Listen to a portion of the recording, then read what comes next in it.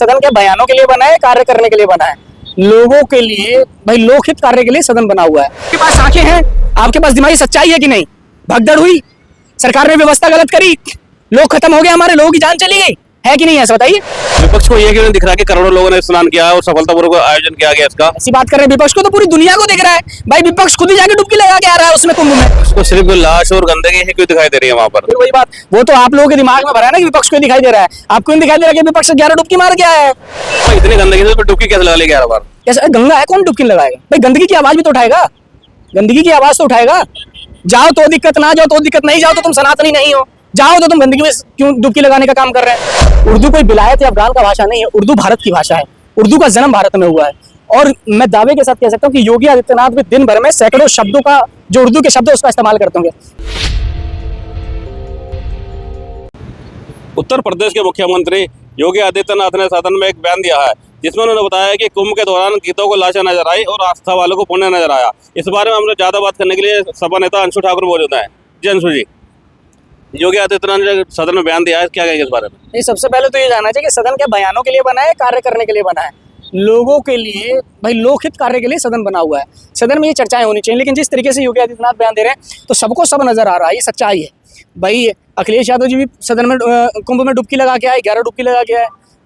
चाहे उत्तर प्रदेश का कोई भी व्यक्ति हो, देश का कोई भी व्यक्ति, जो भी श्रद्धालु है वो उत्तर प्रदेश में जाके, प्रयागराज में जाके कुंभ में डुबकी लगाने का काम कर रहा है, भगवान शिव और माँ गंगा की आराधना करने का काम कर रहा है। लेकिन जिस तरीके से जो अव्यवस्था है, जिस तरीके से जो वहाँ कुप्रबंधन हुआ है, उसके बारे में बोलने वाला तो बोलेगा।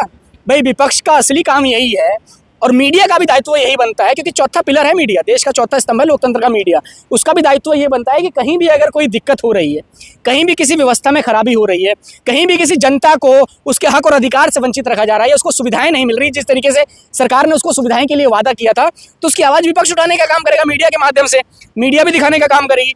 लेकिन जिस तरीके से योगी आदित्यनाथ जी कहने का काम कर रहे हैं तो ये निंदनीय है। भाई कोई कैसे नकार देगा कि कुंभ में, आपके राज्य में जब आपने कुंभ का प्रचार किया, आपने कुंभ का आयोजन किया, सच्चाई है कि 50 करोड़ 60 करोड़ लोगों ने जाके, श्रद्धालुओं ने जाके कुंभ में डुबकी लगाने का काम किया, लेकिन ये भी तो सच्चाई है कि उसी व्यवस्था में, उसी कुंभ में भगदड़ हुई और सैकड़ों लोगों की जान चली गई। ये सच्चाई है कि नहीं है?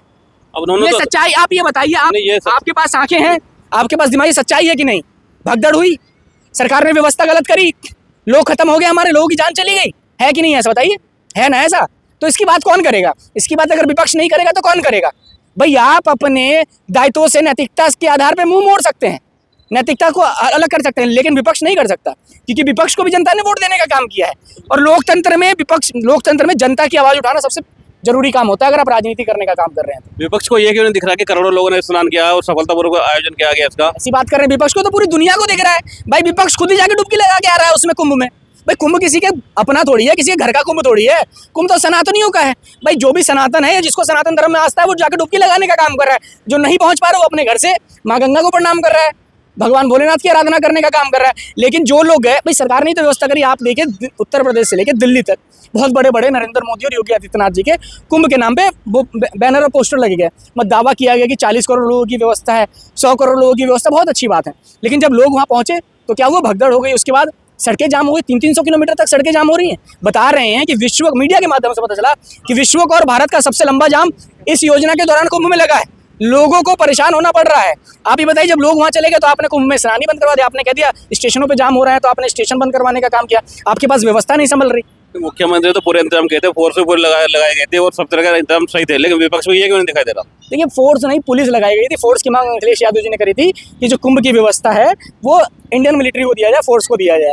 इन फोर्स वहाँ लगाई गई जिस तरीके से आपने देखा कि कुंभ में जाने वाले लोगों का, जब railway station, Delhi railway station पर उनकी जान चली गई भारत सरकार की कुप्रबंधन की वजह से, भारतीय रेलवे की कुप्रबंधन की वजह से, तो अस्पताल के बाहर जरूर फोर्स लगाया गया था। समझ रहे हैं? जान चलेगी, जान तो एक अफवाह को लेकर चलेगी, जो अफवाह में फैलाई गई थी कि ट्रेन यहाँ नहीं है, अरे दूसरे प्लेटफॉर्म पर आ रही है। किसने फैलाई? ये व्यवस्था कौन संभालेगा? ये व्यवस्था अखिलेश यादव या राहुल गांधी संभालेंगे? ये अफवाह पे कौन कंट्रोल करेगा? आप बताइए। आप कहेंगे कि भगदड़ वहाँ हुई, अफवाह हुई कुंभ में, जिसमें सैकड़ों लोगों की जान चली गई।